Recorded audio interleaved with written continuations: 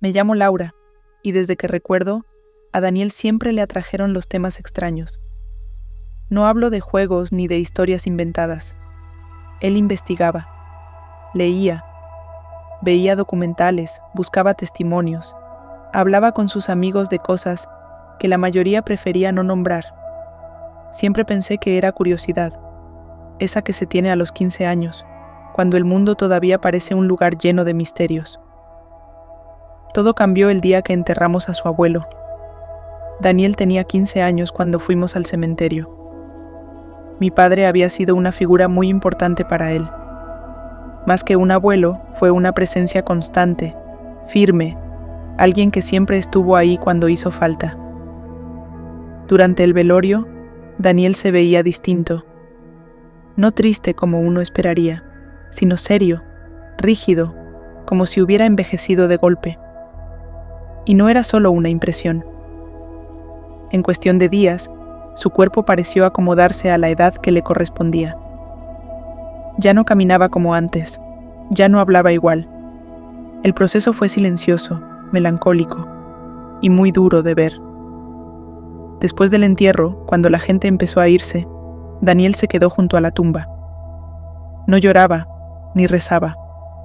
Solo estaba ahí, de pie, mirando la tierra, como si escuchara algo.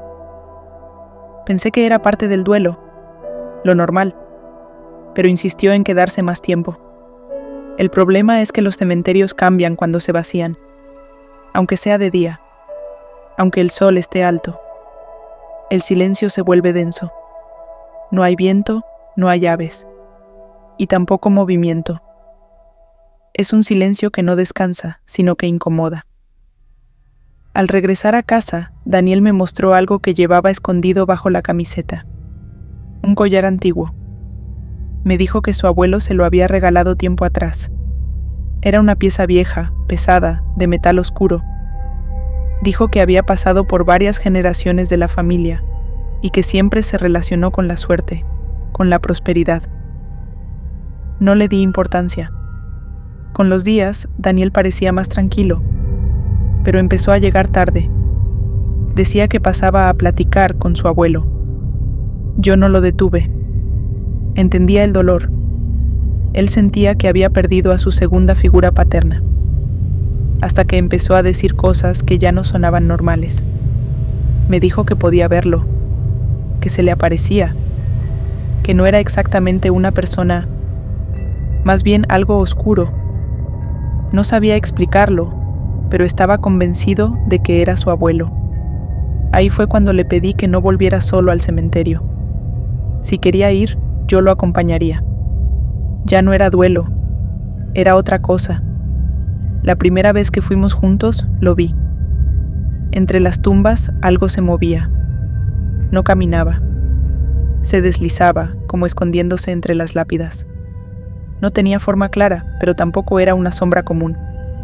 Era demasiado sólida. Y lo más extraño, era pleno mediodía. No había cómo explicar una figura así, sin reflejo y sin brillo. Ese día decidí que no volveríamos, pero ya era tarde. Daniel empezó a verse agotado. Ya no salía con sus amigos. Dormía mal. Se quedaba horas mirando la nada. Y entonces pasó lo peor. Una madrugada me levanté y lo vi dormir, solo que no era él. En la oscuridad, su rostro cambiaba. Envejecía. Sus facciones se endurecían, como si alguien más estuviera ocupando ese cuerpo. Me acerqué, y en el instante en que toqué su hombro, todo volvió a la normalidad. Nunca había sentido tanto miedo. Desde esa noche, la sombra empezó a aparecer en la casa. No siempre se veía, pero se sentía. Y a las 3 de la mañana, un pájaro cantaba. Siempre a la misma hora. Siempre el mismo sonido. Esa madrugada no dormí. El canto volvió a escucharse, pero esta vez no venía de afuera. El sonido se movía dentro de la casa, como si buscara un lugar. Caminé despacio hasta el cuarto de Daniel. La puerta estaba entreabierta. Él estaba sentado en la cama, despierto, inmóvil. El collar colgaba pesado de su cuello, brillando con una luz opaca, vieja, como si no fuera metal, sino algo que recordaba.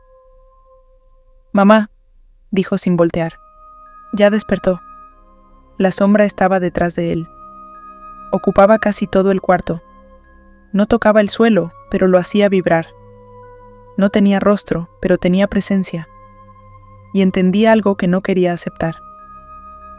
Daniel no hablaba con su abuelo. Hablaba con algo que se quedó cuando él se fue. De pronto, Daniel se desplomó. Corrí hacia él. La sombra se contrajo, como si perdiera fuerza. Busqué ayuda.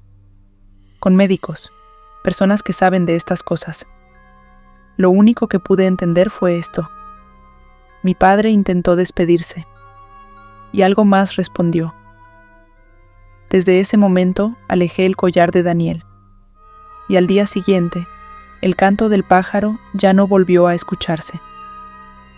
La sombra tampoco volvió a mostrarse con claridad. Pero hay cosas que no necesitan verse para saberse presentes. Daniel volvió a dormir, volvió a reír de vez en cuando, volvió a ser él, o al menos eso parecía. El collar sigue guardado en un cajón. Nadie lo usa. Nadie pregunta por él.